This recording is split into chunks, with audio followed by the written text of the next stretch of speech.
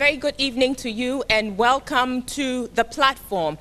And by way of introduction, the platform is a key component of the elections project or strategy of the Media General Group. Now, the platform is intended to contribute to the promotion of issues-based campaign as we move towards the 2016 presidential and parliamentary elections.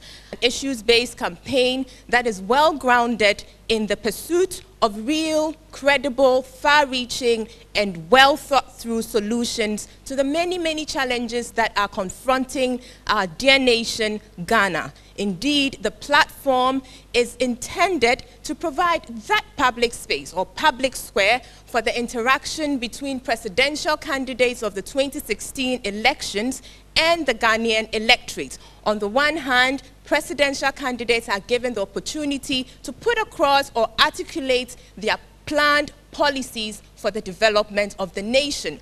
On the other hand, the Ghanaian electorate is also given the opportunity to assess each and every one of the presidential candidates that takes this stage to put across their message. So indeed, we are delighted to be coming your way with this program which would facilitate such an interaction. My name is Abna Tebi and I'll be co-moderating this program with Winston Amwa, and the platform is also live on 3FM 92.7 right here in Accra, Onia 95.1 FM, and Connect FM 97.1 in Takrady, and Akuma 87.9 in Kumasi. So the rules are very brief and simple. Each presidential candidate shall tell us what his key policies would be if elected president of Ghana. Right after that, myself, Winston, and Abner would have a chance of, finding out more from him. We get to question him and find out, get more answers from what his policies would be. And then would also give you, gathered here, a chance. And now you would have a chance to question him, and he will be willing to answer those questions. We go for a short break. Stay with us. We'll be right back with the presidential candidate on the platform.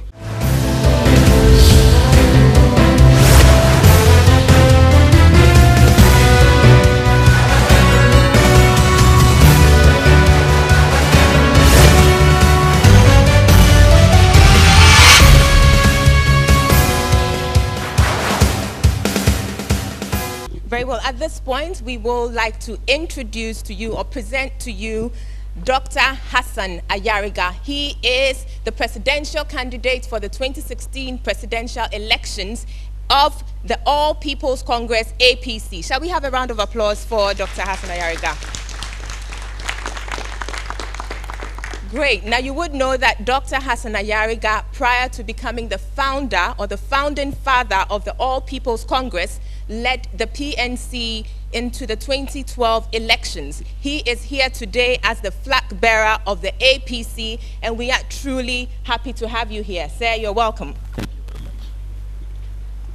At this point, would you kindly introduce to us the three policy experts you brought with to help with your submissions? Thank you. Good evening, ladies and gentlemen.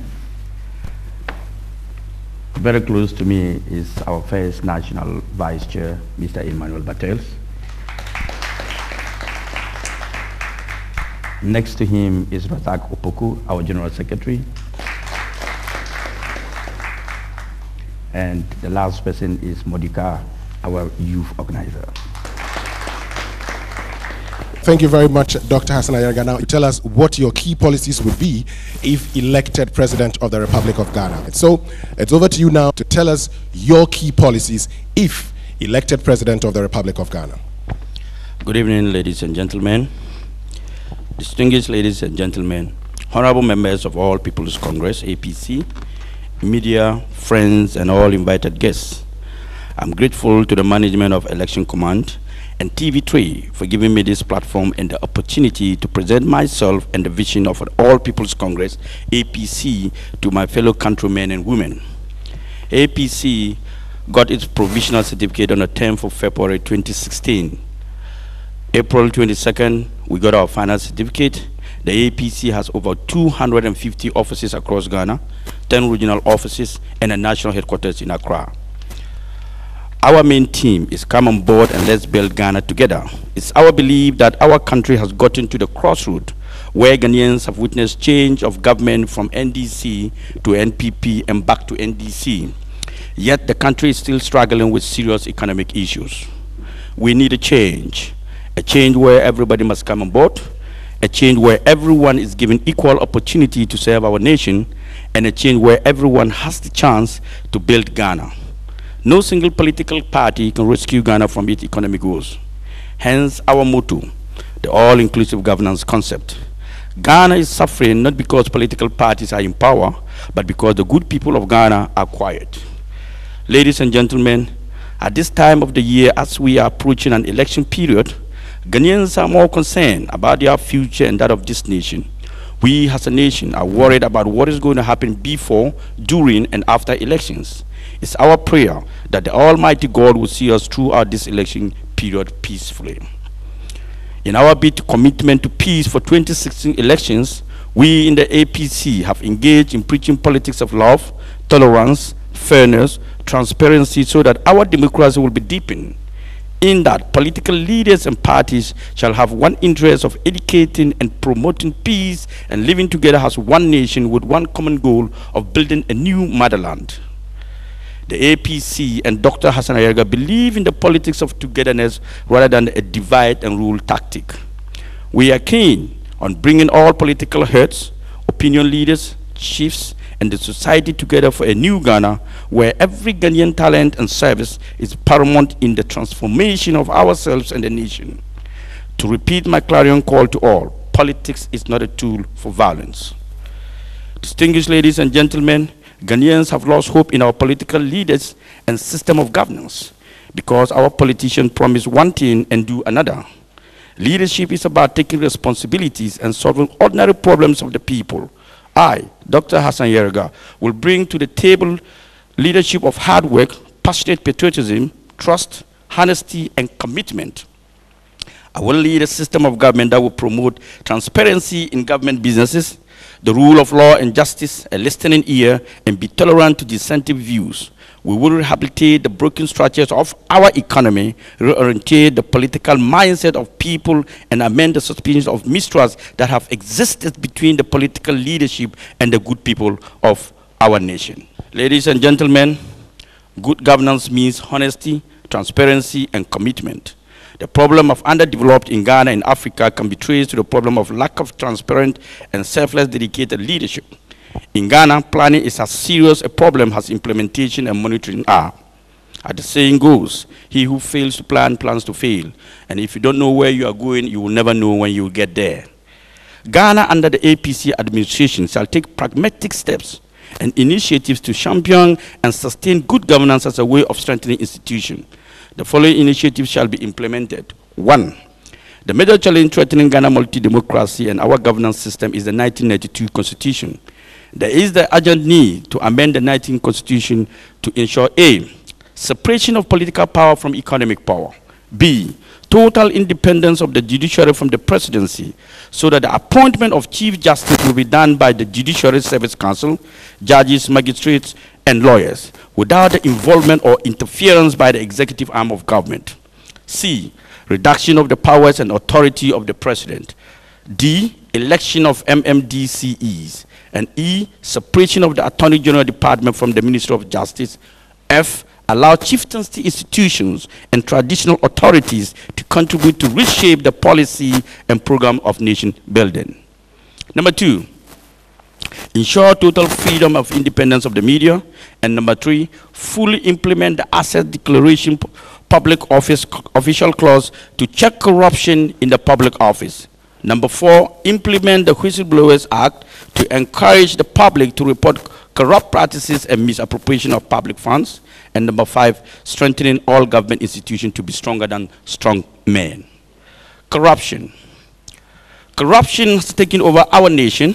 The presidency, corruption at Tema Harbor, corruption in the ministries and immigration, corruption at the motor vehicle licenses office, corruption in the boarding schools and universities, corruption in the award of government contracts, and indeed corruption at Kolibu Teaching Hospital and all the health institutions in Ghana, corruption at the entry point of Ghana, and corruption at the Ministry of Foreign Affairs. To me, corruption is high in Ghana because of the high level of unemployment and poverty. And on the other hand, political corruption is carried by lack of political will on the part of our national leaders to stamp out and root out. Some politicians make friends with corrupt businessmen and who sponsor them to power so that they can start engaging in lock rolling, horse trading, and spoil the systems. This is where politicians are voted into power and they circumvent laid down procedures for awarding contracts or engage in single sourcing contracts and breaching the government procurement processes. We need, first and foremost, transparency in our national governance so that the shining example by our national leaders will trickle down to the grassroots. To fight corruption in Ghana, our media should be actively involved in disseminating the message and sensitizing our people. There shall be absolute zero tolerance to corruption under my presidency. The government of Ghana and the APC will adopt various policies and strategies to fighting corruption.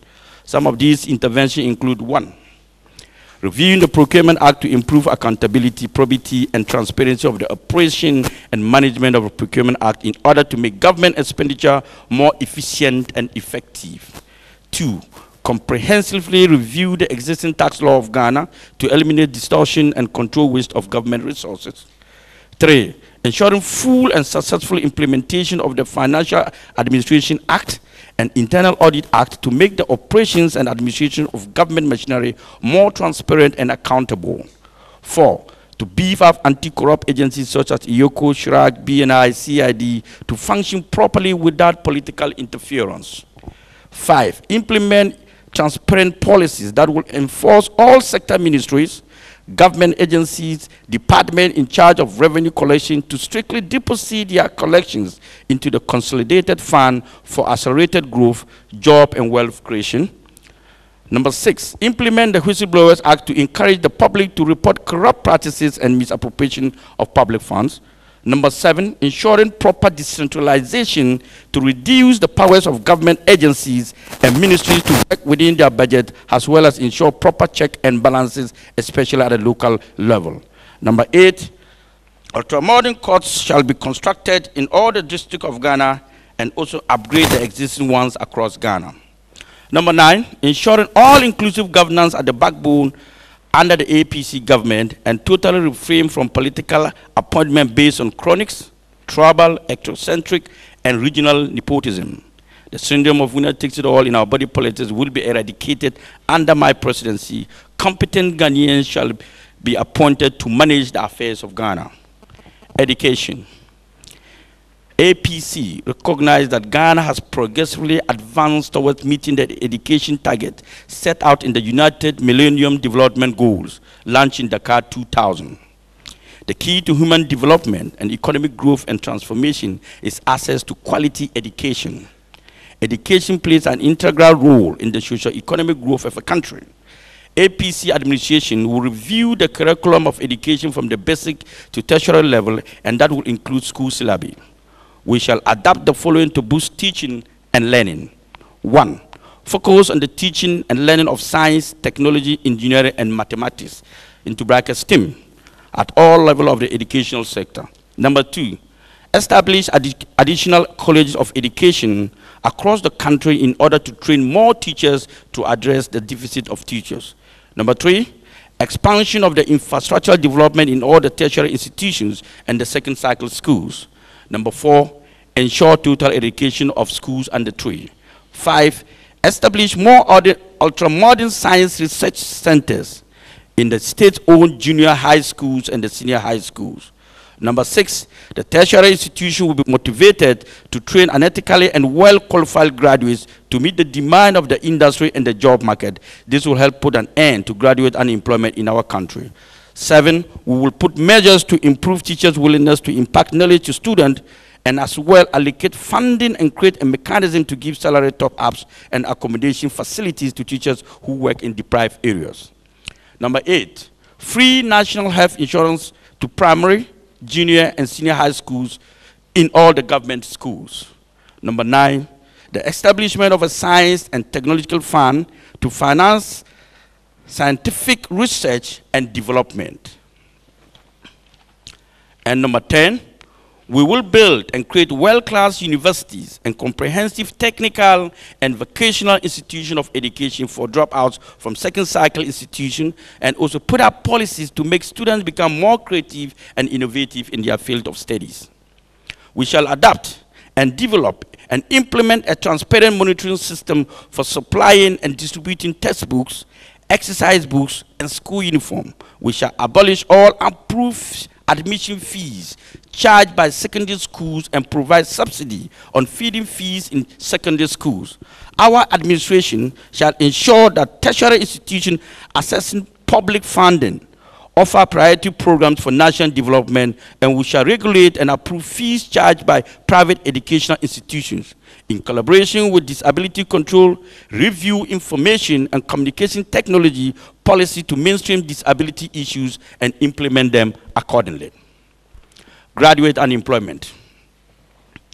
Unemployment had long been identified as a ticking time bomb in the country. What is most worrisome about graduate unemployment is, however, the claim by employers of labor that Ghanaians graduates are unemployable as a result of lack of requisite skill for the present-day job market. Unemployment ranks very high at the ladder of our national problem. It deserves the concerted attention of all stakeholders. Ghanaians parent charge for abandoning all problems of the government alone to address with that help in this case. The present situation in which government is the highest employer of labor in the country cannot solve this unemployment riddle. We have to consider the number of people graduating from our tertiary institution every year and the many more still waiting to get admission into this institution to appreciate the magnitude of this problem. We need the combined effort of all levels of government and the private sector to provide jobs for both graduates and non-graduates in the country. The realistic way out of this problem is self-employment. To prepare our universities and other tertiary institutions for this stark reality, a lot must change in the present academia curriculum to redirect attention to entrepreneur's education. Over the years, graduate unemployment has been a major problem for this country. Successive governments have not been able to solve it as expected. Getting employment in Ghana is very difficult, and job has turned to become the only solution. We are failing as a nation to outline the root cause of this graduate unemployment situation in Ghana, but rather trying to reduce it. It can never be reduced if we don't find solutions to the causes. From the information I have gathered, I think that the following factors are the main cause of graduate unemployment. One, there's a very big gap between academia and industry, and this is one of the major causes of graduate unemployment in the country. Our educational institutions seem to be producing only academicians who end up not solving the problems of the day. Outmoded courses are still being taught in our educational institutions with obsolete equipment and technology. This is not the case in some advanced countries, where the educational institutions take the problem of the day and try to solve them. This is as a result of the fact that the methods of teaching in these countries are enhanced. In Ghana, we find a mechanical student giving you all the functions of a car engine. But when you ask them, that same student, to identify a part that he mentioned during his presentation, it becomes a problem. In our educational institution, you will find a lecturer who has taught for many years and has refused to make way for young lecturers and is willing to still live on his past glory. Our educational institutions have refused to expand facilities, employed modern equipment, and also introduced relevant courses to meet the job market. Most graduates tend to only search for jobs with good working conditions, forgetting that the journey of 1,000 miles begins with one step. Most university graduates would not accept employment for field work. Rather, they would like to sit at offices under the air conditions. Graduates would accept employment on the condition that they are given a car, a driver, an apartment, and a full furnished office. In addition, graduates would like to work in a town or city, thereby rendering them unemployment, since the towns and cities are choked with a lot of graduate unemployment. In Ghana, those that are responsible for recruiting people into jobs tend to favor their relatives and loved ones rather than employing the right person, and this unfortunately has become the order of the day. Good paying jobs are the ones graduates tend to concentrate on, ignoring the experience they will acquire. Nowadays, every job requirement demands work experience, and this can be achieved by engaging yourself in voluntary services. It is, however, unfortunate that graduates in Ghana do not want to involve themselves in voluntary work. So how are they gathering this work experience? Agriculture. In Ghana, about 60% of the total population are farmers, but they are the most affected people with chronic economic hardship and poverty.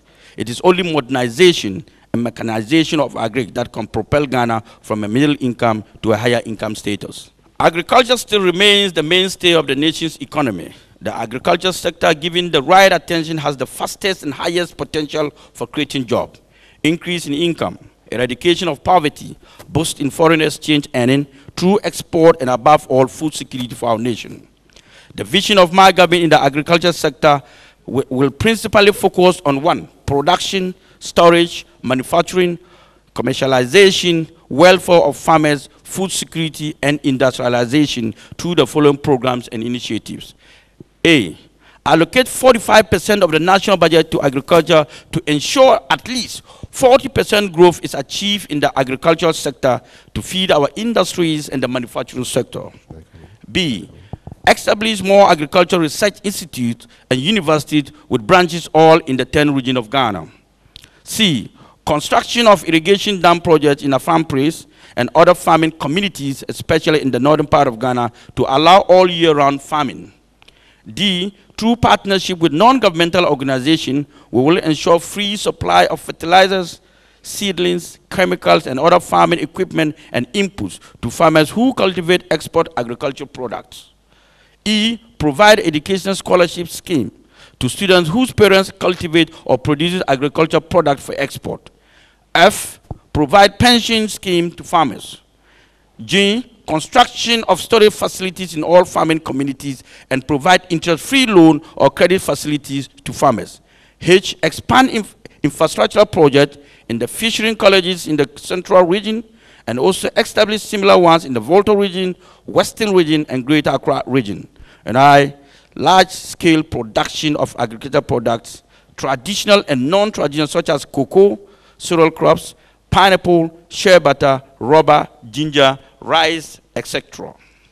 Thank you very, very much, Dr. Hassan Ayariga. Of course, we can definitely do better. Thank you very much, Dr. Hassan Ayariga. And so what we'll do now is that myself, that's Winston and Abner, would, engage Dr. Hassan Ayariga for, some 30 minutes. We'll find out a few things from him, since he's been talking about his policies. And the key thing is that, once you talk about your policies, it means that, you've really sat down, thought it through, and you know what it entails. So what we'll do now is that, we just would want to find out more from Dr. Hassan Ayariga, what he intends to do.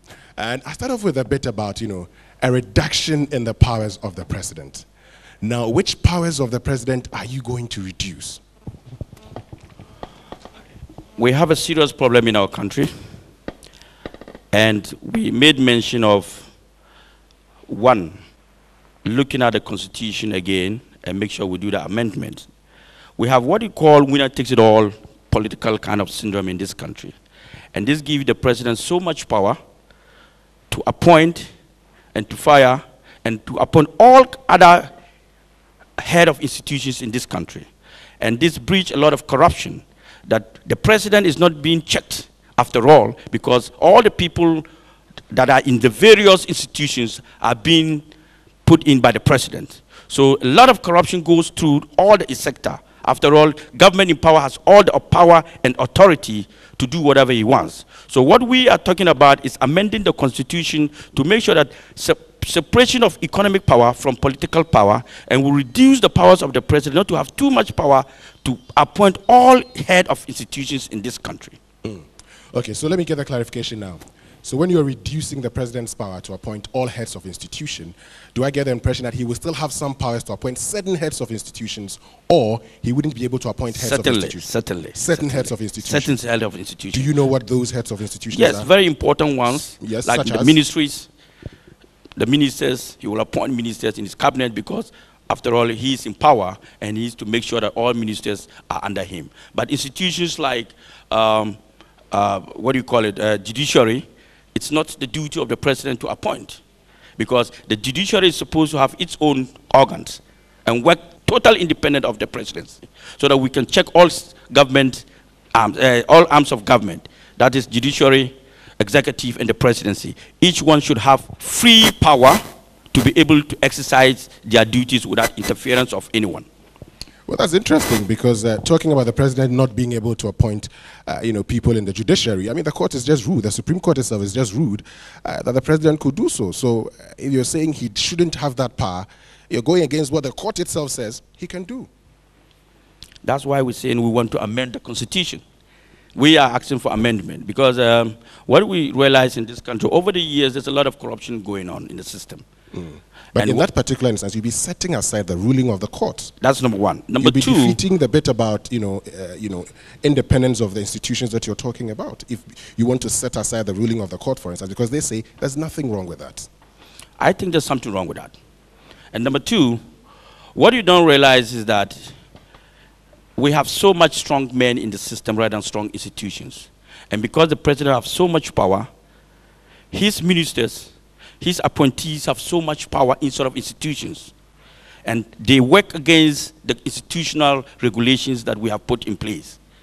Somebody arrests a city minister and he says, "Who are you?" "I am the minister."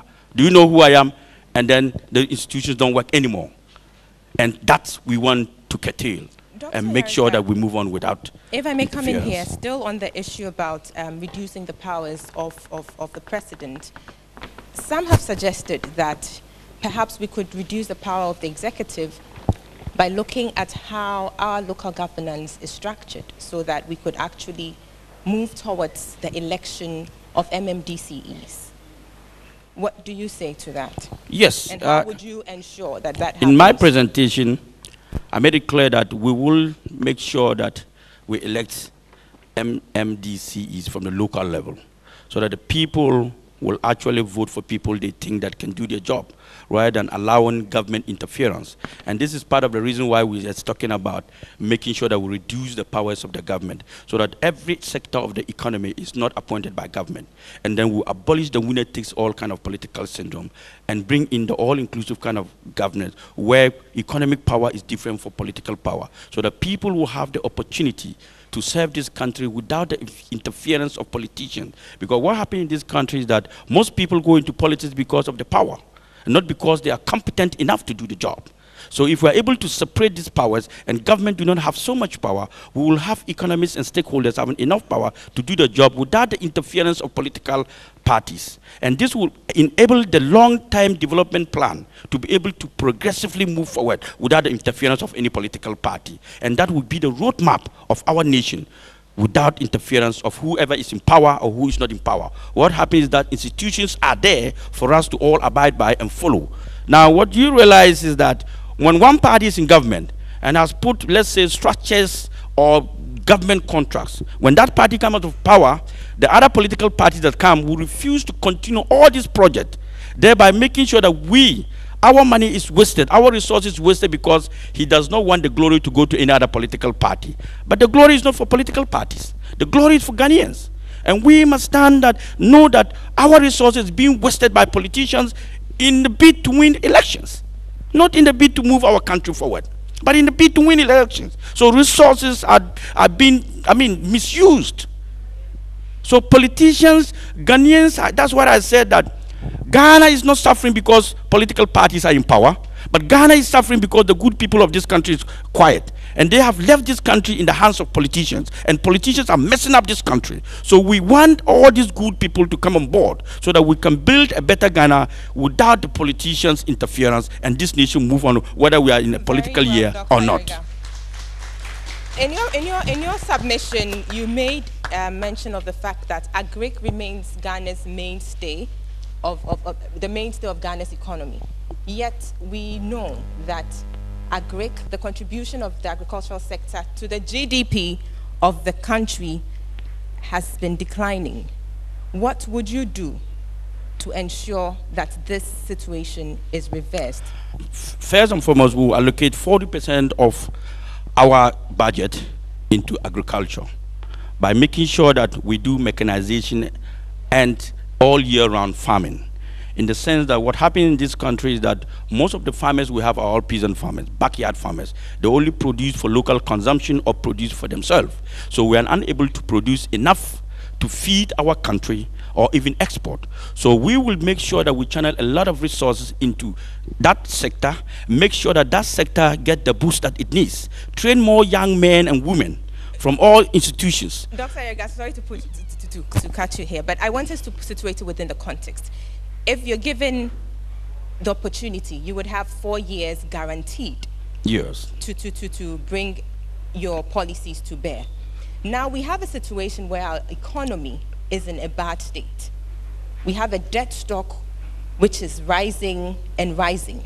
By implications, we have an obligation to pay or repay our debt.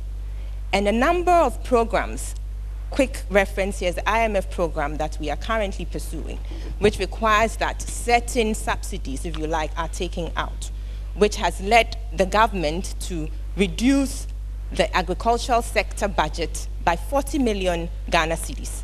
So if you're talking about pumping in more money, I'm asking or wondering how would that be possible given our debt obligations? What you have failed to understand is that we are in debt because we're not producing. We are in debt because we are borrowing too much. We are in debt because we are importing too much. So if we begin to produce, we will cut down debts. If we begin to produce, our value of the cedi will increase. If we begin to produce, we will export more, and our GDP will be on a better position. But that beginning to produce then presupposes that we would need to find money. But do we have that money to pump in? In farming, we don't need to find money. What we need to make sure that we have the seedlings, we have the machineries, we have the inputs, we have the chemicals. And these don't cost so much money. But all require funding. All require funding. And we have enough funding. Our budget for the year is almost, I think, 70 years. And what we can do is that we are not using all the resources that we have in agriculture. We can actually cut down costs somewhere and replace it to production to be able to move forward as a nation. But if we want to spend all our money just in buying vehicles and importing and paying for energies like payment of fueling of the power badges, that's a lot of money being wasted. $10 million a month. That's a lot. That can be channeled to make sure that we get agriculture input, produce more, and in the terms of production, we are able to export. And in production, we are able to feed our manufacturing companies. In production, we are able to form industrialization and export to get enough foreign exchange to cover up. But we must start slowly. We cannot just start at once. We cannot just say, okay, we're going to start mass production. Rome was not built in a day. Gradually, we must draw attention to the fact that production is a key component in building this country. And so in starting slowly, you say you would invest 40% of our budget. Exactly, at this moment. Now, how did you come by that figure? We have so much budgetary allocations going to other sectors of the economy that is not necessary. Ghanaians need food. We spend over $600 to $900 million importing food just for local consumption. If we can channel that $600 to $900 million alone, it's enough to cover up what we are talking about. Yes, but now, since you talked about, since you talked about, 40%, and in policy formulation, you know that, okay, so you've done all the costing, you know that this is how much we would need, and that's how come I wanted to find out how you came by the specific 40%. If you could just tell us, okay, so this is how much we intend to spend. Yes, 40% of the budget. That's, probably you could come back and say, okay, so if my budget is, 48 billion Ghana cedis, like we okay, let me take you through. For instance, in our year budget, normally we have budget for employment, budget for job creation, budget for, importation of foods and other things. Now, if we decide that 40% goes to agriculture, what you don't understand is that we will cut down unemployment deficit in our country. Meaning that what is supposed to go into employment, creating of jobs, will be channeled together into agriculture to produce more, thereby cutting down creation of jobs from other sector into the agricultural sector. We will also cut down what we are supposed to put into education, because if you boost the agriculture sector, don't forget, you're going to train more students. You're going to train more farmers. You're going to put up more infrastructure. So cutting down from our infrastructure will help produce. And step up the agriculture sector. So if you cut down from infrastructure, automatically you are building infrastructure from agriculture sector. If you cut down from job creation, automatically you are building from job creation from agriculture. If you cut down from importation, automatically you are building from agriculture. So all these things will cover up the cost that you could have used to import all these things to be able to move it forward. Okay. So let's move now to the country's oil sector, because we know, for instance, that Ghana has earned at least $3 billion since 2011, ever since we started commercial drilling of oil. Now, how do you intend to manage the oil revenue for national development, being mindful of the constitutional requirements outlined in the Heritage Fund and the Stabilization Levy, or Stabilization Fund? Unfortunately, our oil revenue is not much for us if you look at the agreement of our oil contract. We only have less than 10% revenue coming from Ghana. So if you have less than 10%, you don't expect to spend more than 10% on it. So the revenue from the oil sector will help boost the economy in a different way. We have very serious issues in terms to our procurement of products in the mining sector and in the oil sector. So if we are able to make sure that most procurement and sources are not coming from outside, but it's within our local men and women, it will help promote that sector, and resources will stay in this country to help boost that sector, rather than making it sure that it goes out to foreign investors and donors. But that's been taken care of already. I mean, there's a local content act, there's a local content law that says that, you should be able to, get some of these supplies locally. That's been taken care of. What would you do differently? It's not been taken care of. What would you do differently? Just check it. That's number one. Different things that we can do is to make sure that what we get from the oil, we channel it to what is more the most priorities of our sector in the country. And part of it will go into the agriculture that I'm talking about. Yes, but talking about what we're not getting, I mean, it's not a case of capacity. I mean, yes, there's a law. You must be able, you should have that capacity. And so even before we think of what we are not getting, we should be able to to build those local entities, their capacity, to be able to meet those standards. Because the oil industry says we would not lower our standards just because we're in Ghana. And so if you do not meet it, end of the day. So we change the agreement to make sure that our local contents make good use of the production rather than foreigners. Practically what you see in the oil industry is that we are actually not making good out of it, because all the investors are coming out from outside. What is happening to our local content? Why must only the procurement be on local content? What is the problem? If Cosmos and other companies can borrow money from outside and come and invest in our country to make good use of and take out all the proceeds, why can't we also do the same and give sovereign guarantee to our own people to be able to do that others are doing outside? What's the difference between those coming from outside and those coming from Ghana? It's the resources. So if we can also guarantee them, all this revenue will stay in Ghana. So why do we guarantee foreign companies and rather leave our own to be suffering? We have come to know that indeed the power crisis that we have has more to do with funds and not a generation capacity issue. Funding in terms of buying fuel to power the plants. What would you do to help address the situation? Currently, we have perhaps in excess of generation plants, but we are not able to power them. Yes, because we have used the wrong method of generating electricity, and that is why we are struggling. We have, if you had given enough time, you would have listened to our three mixed approach of generating power. The first thing to do is that we have so much sunshine in the three northern regions, and we are not making good use of this sunshine. If we are able to put up solar panels in the three northern regions, the upper east, the upper west, and the northern region of Ghana, we will generate free energy through the sun, and we'll be able to feed all people and all companies within the three northern regions. Then we come to what we call the wind wheel. The wind wheel, we will put the wind wheels across all the coastal areas of our country to be able to generate enough power for consumption, because it's free wind, and we are not making good use of that. Then now we will look at places where we don't have the advantage of solar, and the advantage of wind wheel, that is where we now use the dams. Then you will see that we're not spending any money in doing or in paying for, what do you call it, gas to generate all this power. But because we have adapted a wrong method of generating power, that is why we need money. Clearly, what you're saying, what you're espousing here is for the long term.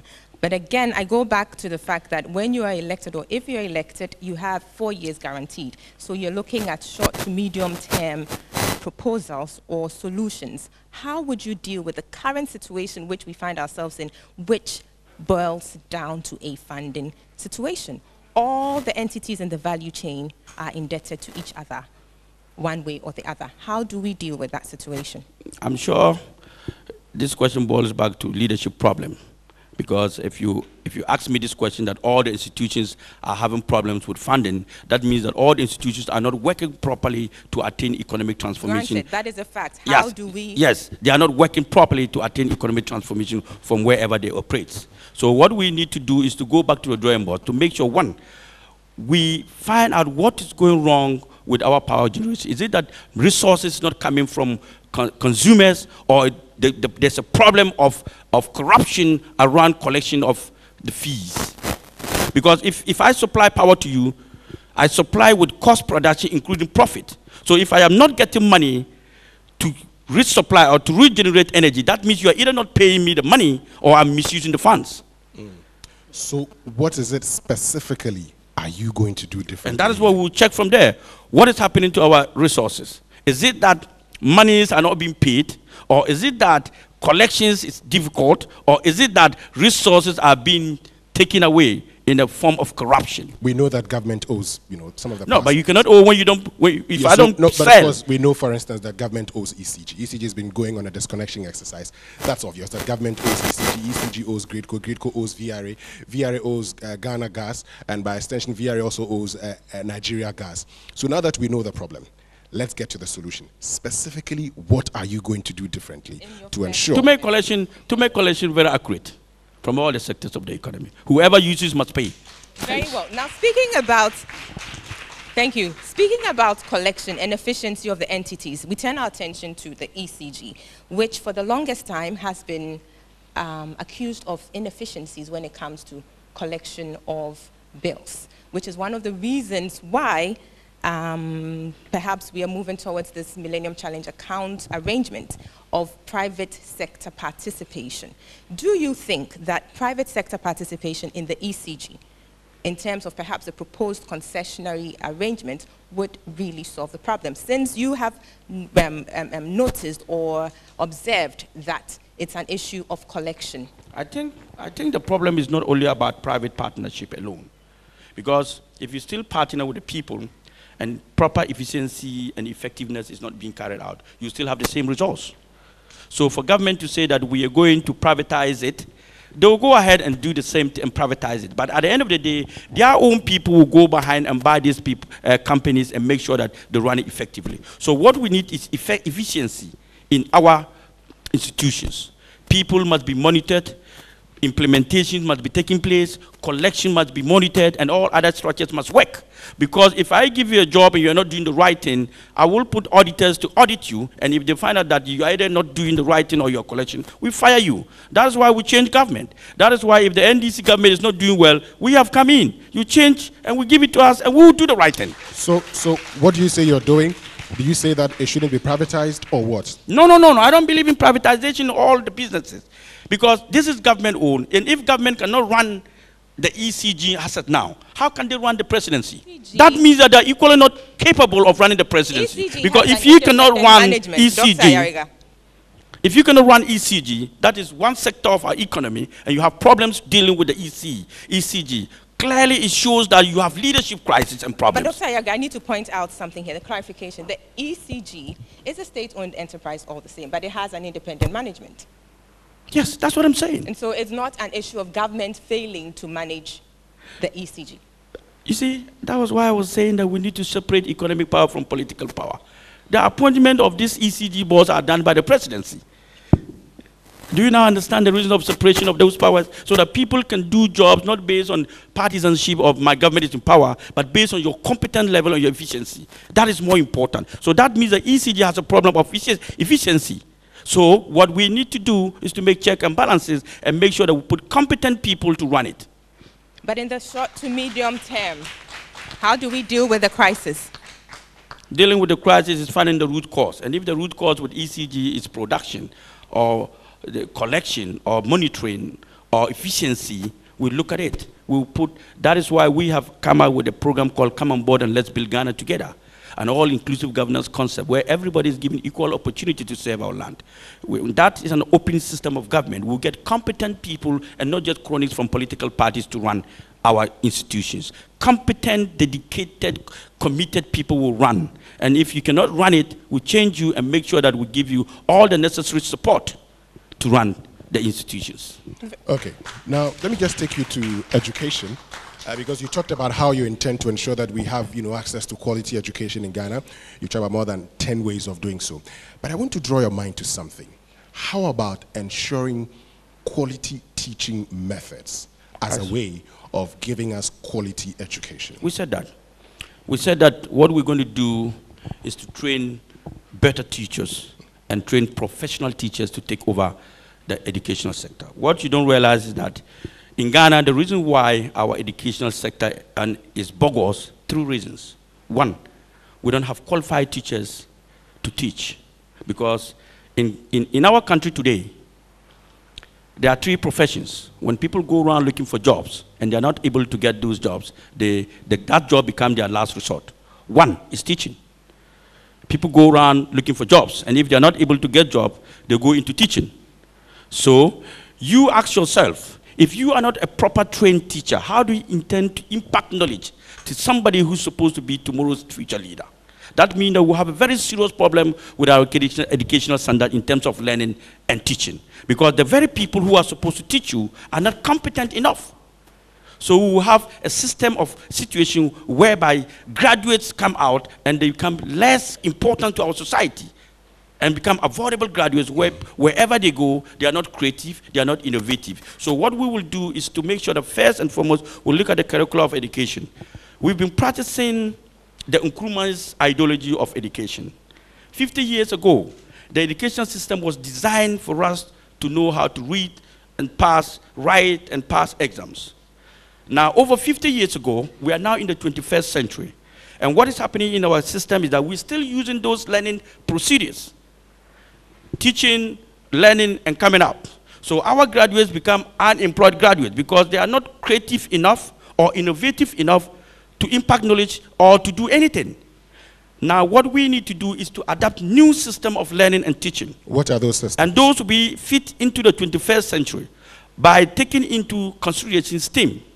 Science, technology, engineering, and mathematics, so that our students will be more creative and innovative when they come out of school rather than to be avoidable graduate with the old system of learning. Dr. Ayariga, this is the issue.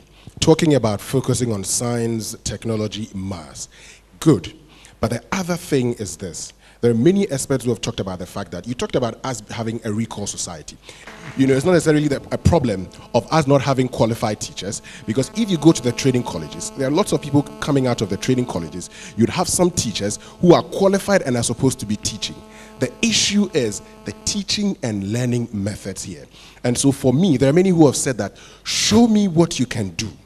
Show me what you can do.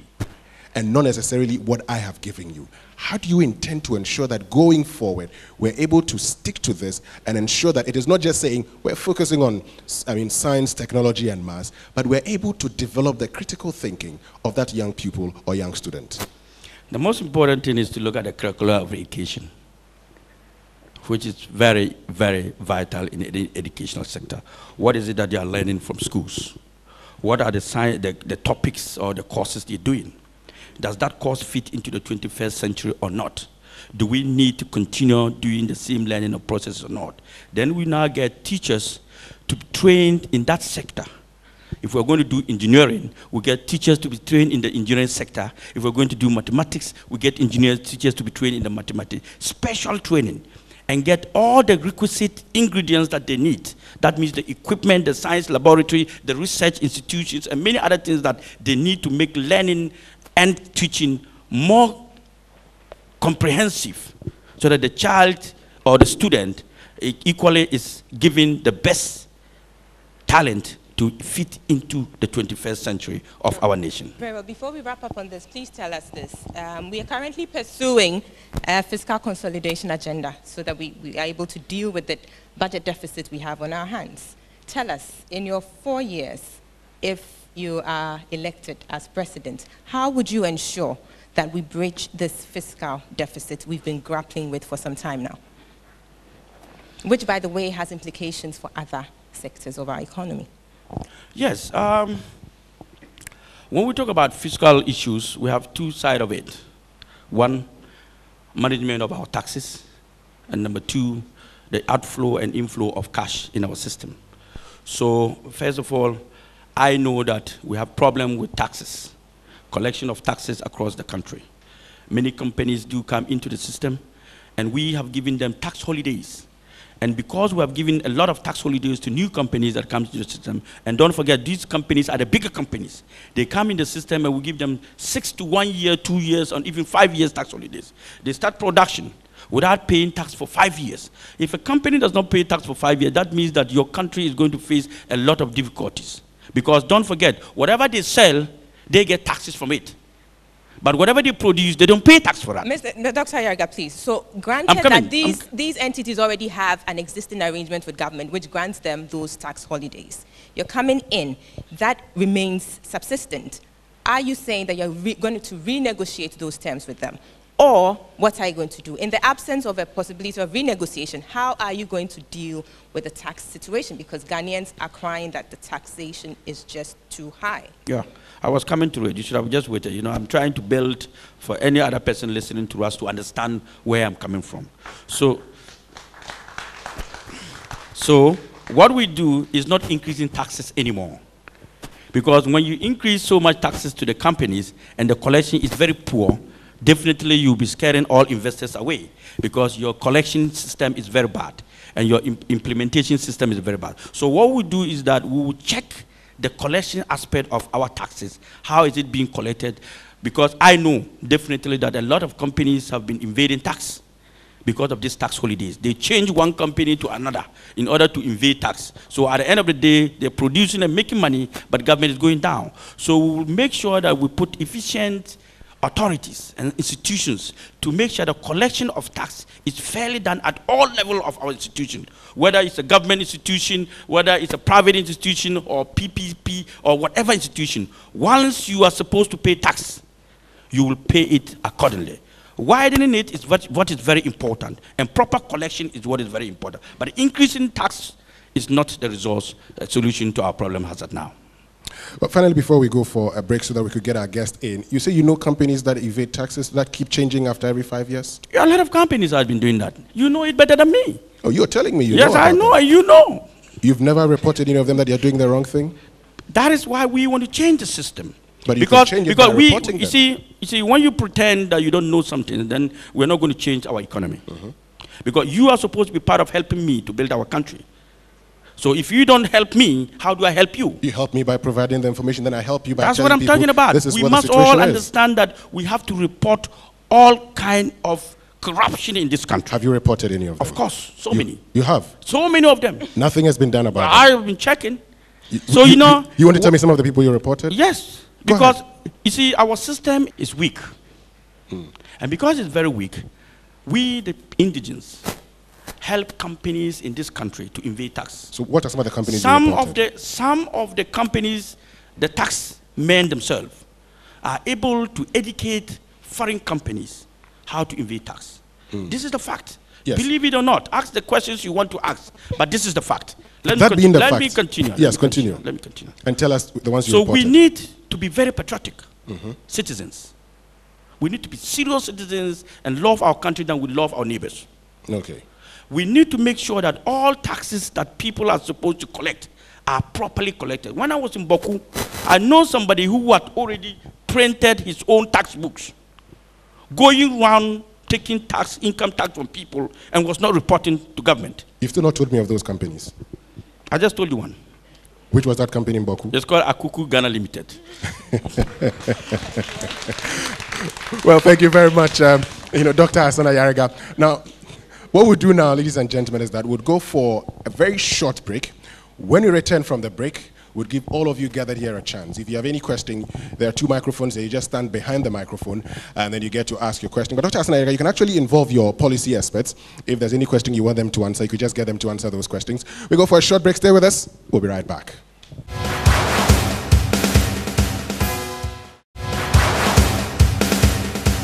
The presidential candidate of the All People's Congress, APC, Dr. Hassan Ayariga. It's now time to move into the interactive session where we will have members of the audience put some questions to Dr. Ayariga for him to respond accordingly.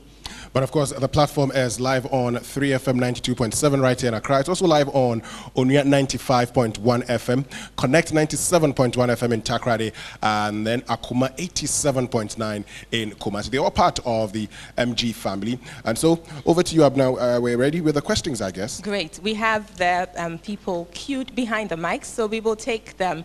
And please, when you take to the microphone, kindly mention your name, which association you're from, and then briefly put your question forward. Please go ahead, sir. Thank you very much, Dr. Hassan Ayariga. My name is Stephen Kokwe. I represent the Government and Hospital Pharmacists Association of Ghana. Pharmacists in the government and hospital have a long protracted issues concerning their remuneration when they were migrated onto the single spine. And that has taken about 7 years and is still counting. They have gone through the National Labour Commission on most of the institutions, even structures that were set up by the government to help resolve the issue. This has brought the remuneration of pharmacists at a very low level. It has even affected their future pensions. And that brought out their morale and the effectiveness and efficiency of providing pharmaceutical care in this country. This would also affect the national health insurance because they play a major role in providing pharmaceutical services. If you are elected into power, what will you do differently to address this issue from the current government? Thanks for the opportunity. My name is Alfred Hughes. I represent the Ghana Journalists Association. That was an intellectual stimulating delivery. All governments or political parties all over the world can be categorized under some kind of ideology. You gave a plethora of your ambitions and your anticipations as if elected as a president. Which ideological perceptions do you think your party can be categorized under? And by logical extension, what will be the thematic areas that your manifesto will be anchored on? And as a journalist, I'll leave here confused if you don't tell us, if you say when you're elected into power, journalists are going to have absolute freedom. Is it your view or your ambition to expand the criminal libel bill? No, reintroduce, the criminal libel bill. Thank you. Thank you very much, Dr. Ayariga. My name is Francis Samuel Koku. I'm from the National Catholic Secretariat.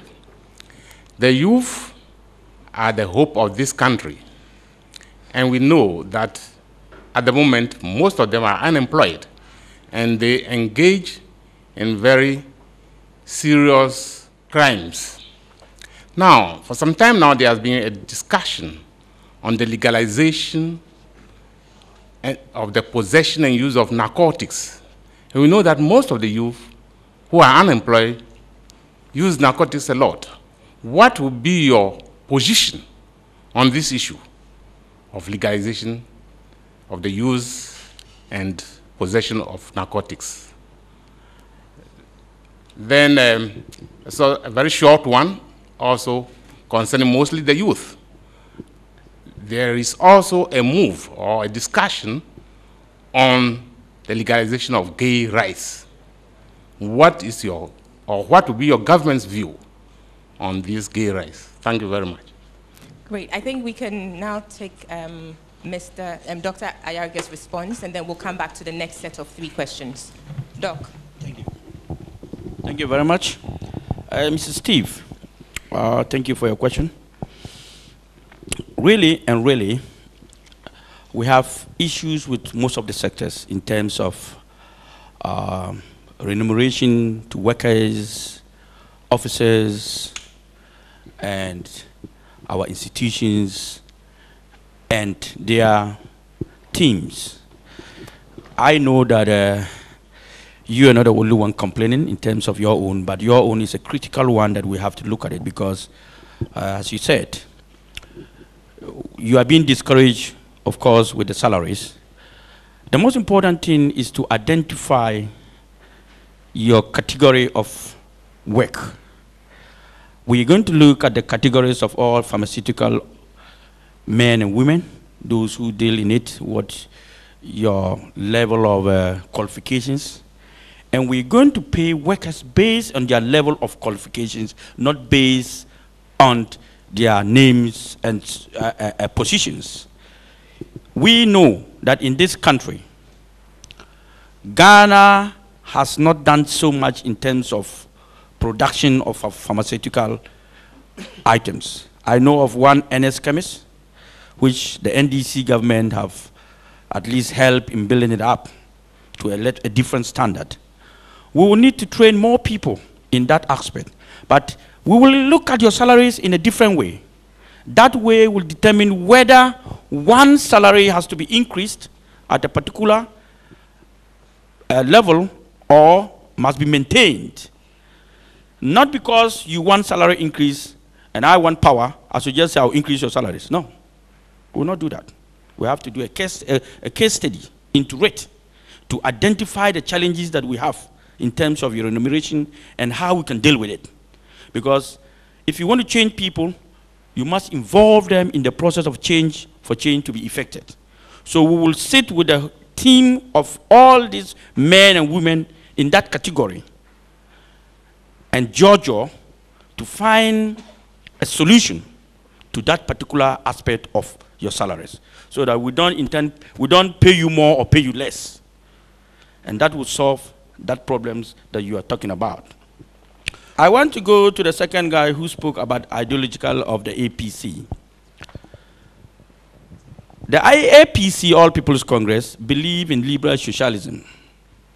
The liberal socialism kind of ideology is the one that embraces capitalism and also embraces socialism.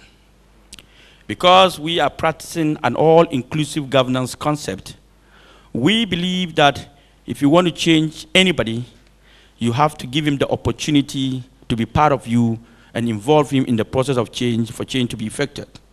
Because we have 2 political parties in Ghana, the NDC and the NPP, one practicing capitalism and the other practicing socialism, and we want everybody to come on board, we came out with the liberal principles that allows you to work under the capitalism kinds of laws, at the same time embrace socialism. And that is the liberal principle that will give everybody the opportunity to serve Ghana. So that you don't come and say, no, your ideology does not fit into my principles, so I cannot follow you. But we have a neutral ideology that allows anybody from the NDC, from the MPP, and from any other political party, because ours is liberal principles. So we are welcoming everybody on board to be able to work with us. The terms of whether, when I said the independence of the media, yes, very importantly,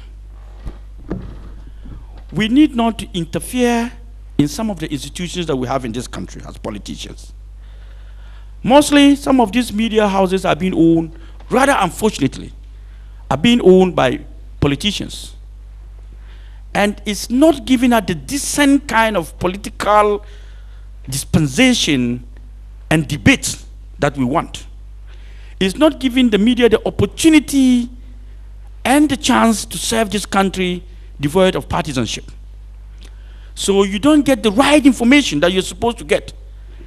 People don't advocate for the best policies, because if Ayariga should come and sit down here and tell the whole world the best policies, and for instance, this building is owned by the MPP and the NDC man, he can equally call them and say, look, don't edit the best part of Ayariga, because he will get vote than me. And that does not give us the equal opportunities and equal information that goes out, and proper information that goes out. People are denied the right to information bill. People are denied the right to information. People are denied the right, the opportunity to listen to other people. And that is why I said that I was not going to be part of any IEA debate, because the IEA debate was being biased and wanted only NDC and MPP and political parties with only parliamentary candidates. What happened to political parties like the APC that have not contested any election? Where do you put us? Do you put us under a party with parliamentary candidate, or do you place us a party without parliamentary candidate? Because we have not contested any election. If you place us with a party with parliamentary candidate, you are wrong. If you place us with a party without a parliamentary candidate, you are equally wrong. So the media must give equal opportunity and equal platform to political parties and their leaders to present themselves. So we want them to be free, fair, and transparent to Ghanaians, so that anybody listening or hearing will know that yes, Ayariga is the right man for the presidency and not President John Mahama or Honorable Nana Akufo-Addo.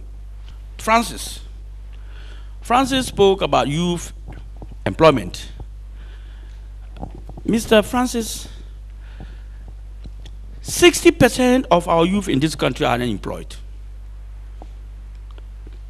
Basically, we have not trained them enough to fit into the 21st century. We desert each other and call it politics. We abandon one another and think that that is the best way to go.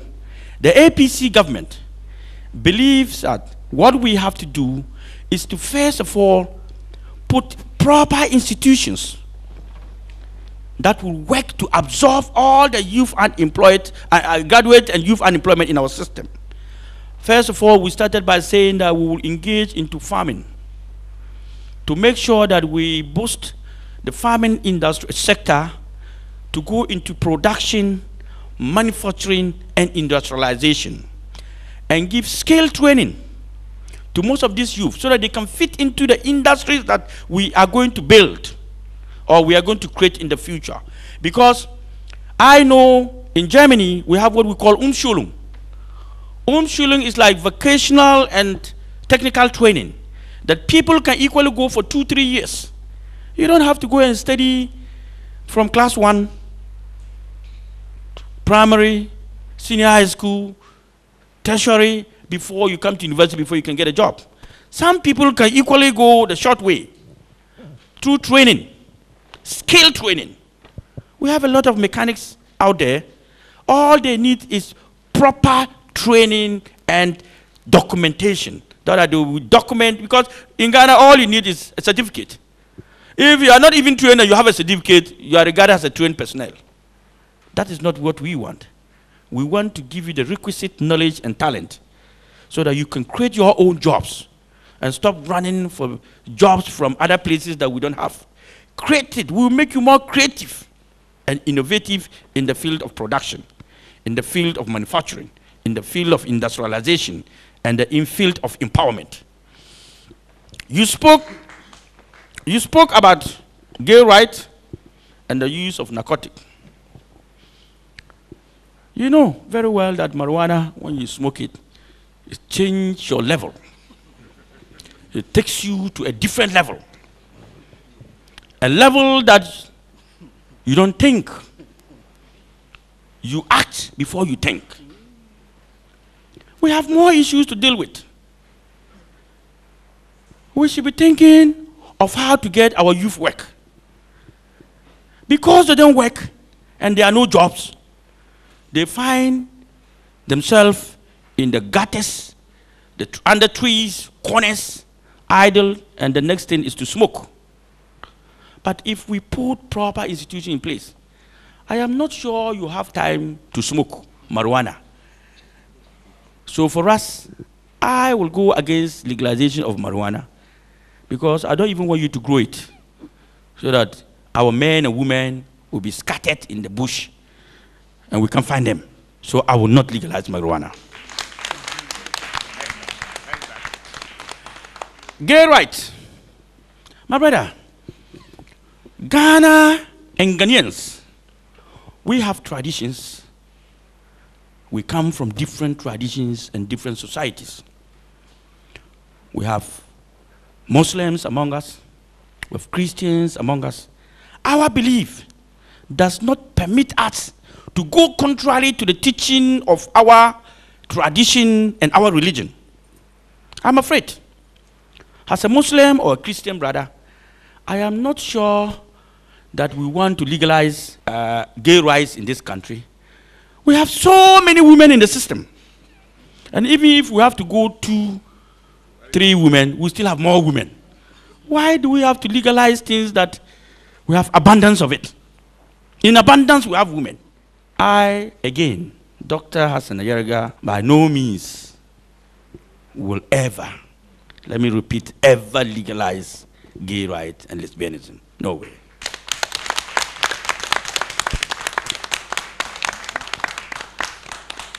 Thank you.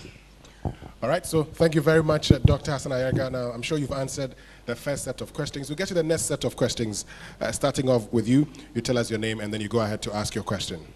Good evening. My name is Dr. Ishmael Aka from the Africa Center for Energy Policy. In 2015, December, energy sector levies were introduced. Apart from that, 17.5% VAT was slapped on the tariff of the industrial and commercial sector. Now, this is making their cost of production so high and making their output very uncompetitive. If you are elected, because we need the manufacturing sector, the commercial sector, to create the jobs to absorb the youth we are talking about. If you are elected, what are you going to do to make sure that tariff become very affordable? Because now we are paying one of the highest in Africa. Thank you. Thank you very much. My name is Julius Lamte from the Ghana National Chamber of Commerce. From your presentation, we learned that you want to place much premium on the agriculture sector. So coming from the Chamber of Commerce, we want to know what specific program that you have in mind to ensure the linkage between industry and the agriculture sector. Because we know that since 2000, the growth of the manufacturing sector has been declining, and more specifically in the year 2015, we experienced a negative growth of 8%. So it actually means that the manufacturing subsector is actually gradually losing out. So what specific program are you going to put in place in case you are voted into power? Thank you. Alhaji Isa Omar Sanda from Progressive Transport Owners Association, PROTOA. Currently in this country, armed robbers have hijacked our highways, Accra, Kumasi, Accra, Tamale, Accra, everywhere. Day in, day out, armed robbers are killing the innocent citizen Ghanaians, robbing them of their monies and lives. Dr. Ayariga, if by December 7th, God's willing, you become the next president of the Republic of Ghana, what will you do or what will you put in place to see to it that this armed robbery on our highways, it has become the thing of the past? Thank you. Thank you very much. My name is Frederick Eduamuakun, also from the Ghana National Chamber of Commerce. Dr. Ayariga, I want to know if you are elected into office, will you sign the EPA, the Economic Partnership Agreement, since there's a key, an ongoing debate as to whether Ghana will sign? If you get a chance, would you sign the EPA? Thank you. Dr. Hassan Ayariga, now time to address the questions. Thank you. Dr. Ishmael spoke about tariffs and the VAT of 17.5. To be very honest, I did my survey, and I'm told Ghana is the second or third country in the world that charges so much taxes on tariffs, 17.5%. You realize that in my earlier submissions with a question from the moderators of Command Election Center, I told them that increasing tariffs is not the solution. It's not the solution. We have failed in many fields. And because we have failed in many fields, we try to push taxes to make sure that we are able to make money out of it to grow government businesses. And no. If the people are not producing, how are you going to get the taxes? Because if you increase taxes and the production level reduces from, let's say, 10 companies to 1, and you fully implement huge taxes on that one company, how do you intend that one company to grow? There is a saying that little drops of water makes a mighty ocean. If we can cut down taxes and make sure that the collection is properly done and help companies to grow, our indigenous companies, promote them, put institutions that will help them grow by not taxing them huge taxes, but moderating the tax component. I always say that 2 heads are better than 1. I even want to know how the NDC government got the 17.5 taxed. How did they work it? How did they get it? I have lived in Germany, and the tax component in Germany is 7%. Go to Germany and see the kind of companies they have there. 7%. And we, a developing country, when we are supposed to reduce it further, so that those companies producing in the other countries will come here because we have, our labor cost is low. We can produce anything in Ghana here and send it abroad. We have the men. But if our taxes are high, companies outside there will run away from us. And that is why we don't have them. So I will work towards, not automatically, but like I always said, we believe in come on board. We'll always sit with the relevant institutions that will educate us more on this tax component and how to tax companies that can grow irrespective of their field of production. And Ghana can be better off because little drops of water makes a mighty ocean. No drops at all is disaster. And it is better to get a little than no drops at all.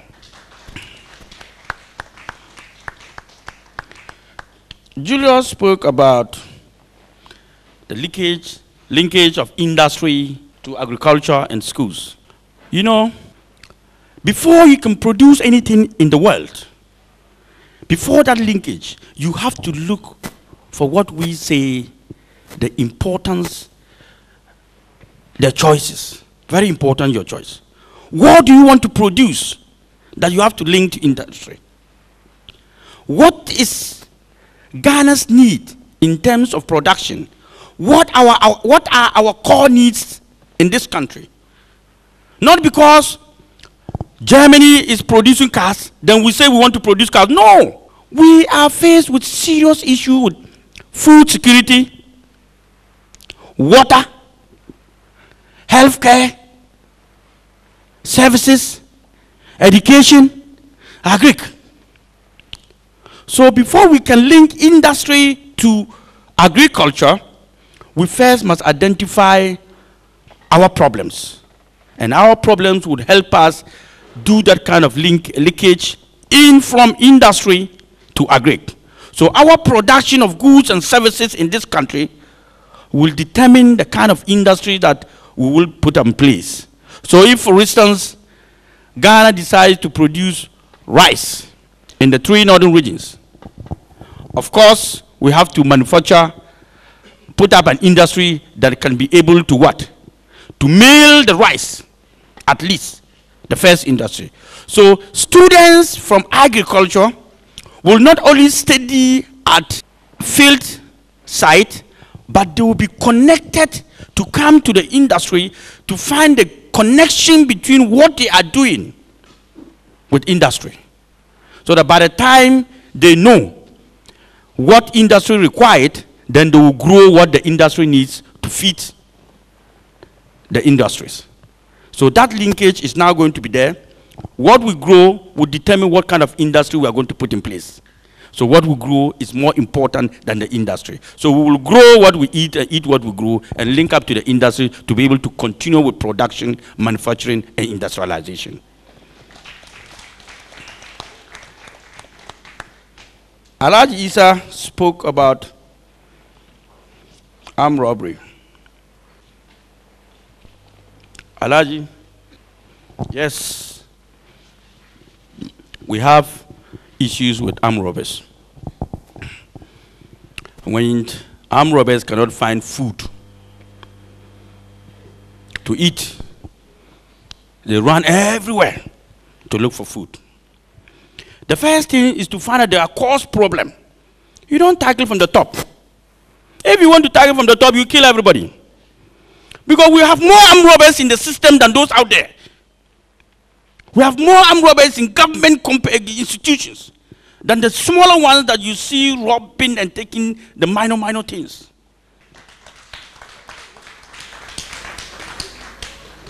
So what we need to do is to first find situations where we can create jobs so that we can link unemployment to job creation.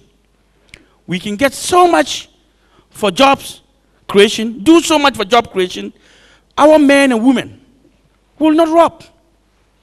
Because there are no jobs, there are no only opportunities available to them. Robbing is more difficult than working if you don't know. Because you have to plan, you have to study, you have to look, you have to monitor, you have to be vigilant. And after work, you just go to the site and you work. So don't think that our armed robbers want to be armed robbers. No. Because we have deserted our youth. We have not drawn any policy to absorb them. The armed robbers are your children, your brothers, your fathers, and your uncles. So we will design special initiatives to make sure that Ghana young men and women work effectively. And when we are able to do that, one, the attitudinal change of robbing will not be there. They will change their attitude in terms of robbing. Number two, those who will not change their attitude, that is the mafia ones, we will find special and trained special men and women. 2 policemen to a car. 2 policemen to a car in Ghana to make sure that the police are able to roam and move all around, everywhere. Like where I come from and where I studied in Germany, you turn around and you will see a policeman. And we also have to educate our men and women. Anytime they see any crime somewhere, we'll give a code, free code. You can easily call to the police or to the unit around there, and they can dispatch very fast men and women to be able to control that. Secondly, Alhaji, we do not intend to only allow you to run the bus terminal alone. No. In our bid and in our policy for transportation, we do intend to put railway, magnetic trains to run our systems through and fro. So don't think that when I become president, we will continue to have only buses traveling 16 hours from Accra to Baku. You get tired. We have to live in the 21st century where we have to improve upon our road transport, rail transport, and air transport, so that this issue of armed robbery will be cut off. Because if I'm flying, how are you going to rob my airline? Unless you come in. Am I right? If I'm using a train where we have to go through the bush and there's no stop places, only just by region and region, how are you going to rob a train? With everybody inside, how powerful are you?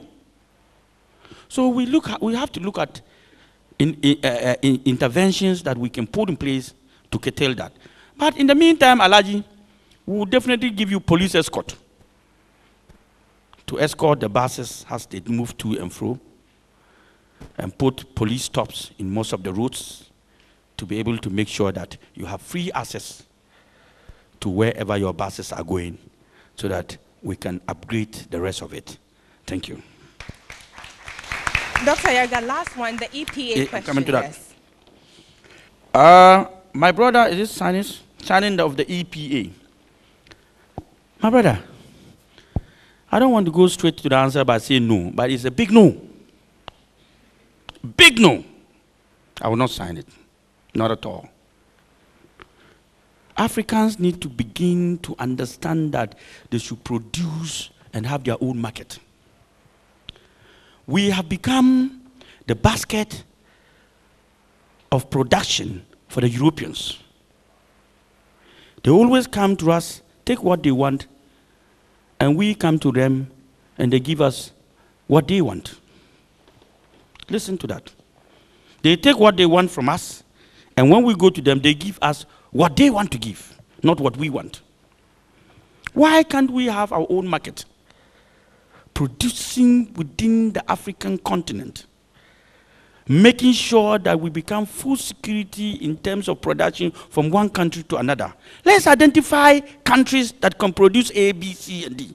Ghana, for instance, we can do cotton. We can produce leather, even though we have turned it to kwakuma and wele and we are eating it. Companies abroad are looking to buy leather. Toyota company in the world. If Ghana can just only supply, have a partnership agreement with Toyota, and we supply them only with leather, man, I'm sure our currency will be very stable for a very long time. But what do? Because of poverty and hunger and lack of food security, wele has become our food of the day. That anybody who cannot afford meat will eat wele.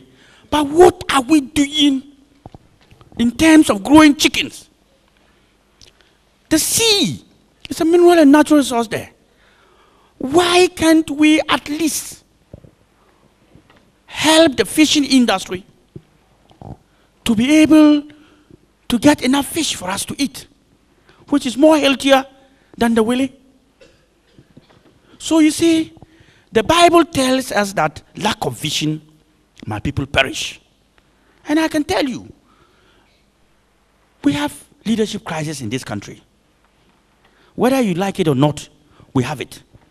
And that is why the APC believe that the only way Ghana can move forward is when we begin to understand that no single political party can salvage us from our crisis. That the NDC alone cannot do it. The MPP alone cannot do it. APC as well, alone, we can't do it. Before we can achieve economic transformation and prosperity, we need to understand that we have to come together as one people, one nation, with one common vision, and work together.